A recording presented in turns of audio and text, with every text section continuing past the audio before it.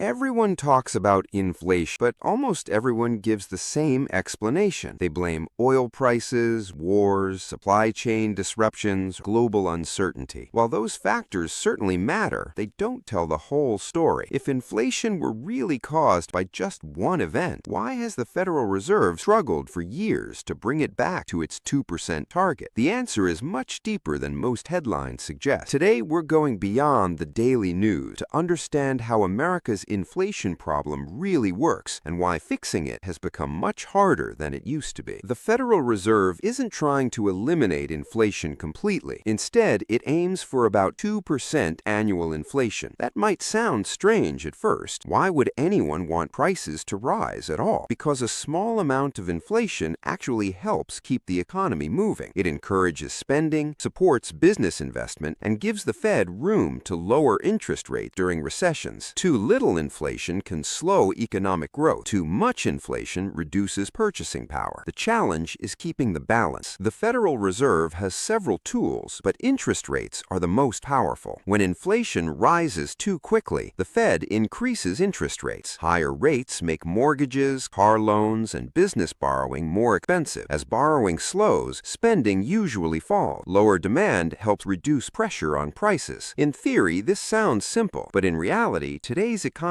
is far more complicated than it was decades ago. America now carries a much larger national debt than it did in previous generations. When interest rates increase, the government also pays more interest on that debt. That creates a difficult balancing act. Higher rates can slow consumer spending, but they also increase government borrowing costs, making the overall financial picture much more complicated. This is one reason why controlling inflation today isn't as simple as simply raising rates. Interest rates aren't the only factor. Economists also pay close attention to the amount of money circulating throughout the economy. During major crises like the COVID-19 pandemic, the Federal Reserve expanded its balance sheet by purchasing government securities to support financial markets and economic activity. These actions help prevent a deeper economic collapse. However, adding large amounts of liquidity can also contribute to inflation if demand grows faster than the supply of goods and services. Later, the Fed reversed course by reducing its balance sheet, a process known as quantitative tightening, to remove some of that liquidity from the system. Many people judge inflation by gasoline prices or grocery bills, but economists examine a much broader picture. Housing, healthcare, insurance, transportation, and many service industries all influence inflation. Some prices adjust quickly. Others take months or even years to fully reflect changes in the economy. That's why inflation often continues long after the original shock has disappeared. Inflation is rarely caused by a single event. It is shaped by interest rates, government spending, money supply, consumer demand, wages, housing costs, and global economic conditions, all interacting at the same time. The Federal Reserve's goal remains the same, keeping inflation close to 2% while maintaining a healthy economy. But achieving that balance has become one of the most difficult challenges in modern economic policy. Understanding these forces doesn't just explain today's economy, it also helps us understand why inflation affects everything from mortgage payments to savings accounts and the value of every dollar we earn. If you enjoyed this breakdown, subscribe for more easy-to-understand videos on economics, finance, and the forces shaping the global economy.